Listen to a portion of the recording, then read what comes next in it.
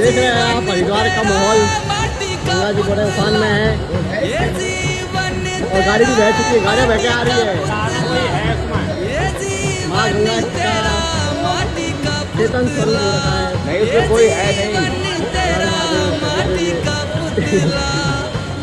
मुआवजा करते हुए गंगा जी का, एक तो डूब के जा रही है, मुआवजा करते हुए गंगा जी का कोई है नहीं अंदर। महाकाल गंगा माई हरिद्वार में।